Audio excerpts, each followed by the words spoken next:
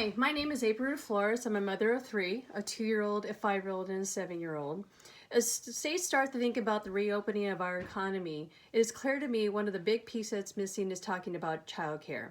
How are parents supposed to get back to work when so many childcare centers are still closed, and in many states, public schools are closed for the rest of the year? I've been working from home with my child and my spouse, juggling all the responsibilities that come along with parenting and also trying to create a work-life balance.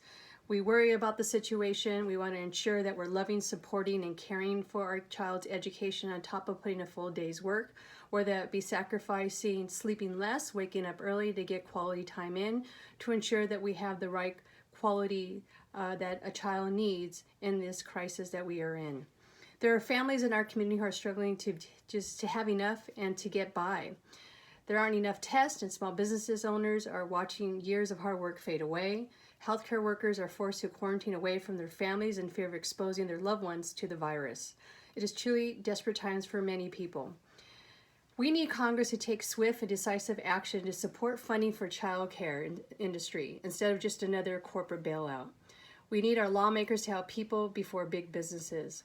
And we can't allow them to keep having relief and reopening conversations. They don't include real discussions and real solutions to ensure those who are working, frontline or not, have access to affordable, quality childcare. I am urging Congress to invest in childcare system. I hope you would join me. We need to, number one, eliminate co-payments or tuition and fees to save spots for families during this crisis and ensure that providers are still paid the full amount for that enrolled slot.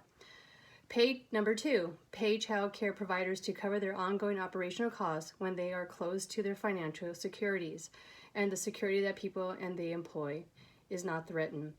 Number three, provide higher level of compensation, hazard pay, for child care providers and educators serving children of frontline workers or operating for longer hours. Purchase materials for providers that cannot afford or even find supplies on their own, especially sanitation supplies for hand sanitizer and gloves. And lastly, provide training and medical support for child care providers on health and safety practices in response to the virus, available in all relevant languages in the communities they live in. Families are struggling and will continue to struggle even though when this crisis passes. Parents and caregivers need protection like paid sick days and paid family and medical leave. We need to close gaps in healthcare access and ensure that we can all make a living wage. But we must address the needs for children. If people can't get back to work when this crisis is over because they don't have access to childcare, it will hurt us all, negatively impact on the ability of our communities and economy to a full and successful recovery. It's time for Congress to take action on childcare. We hope that you would join us in speaking out to make sure that they do.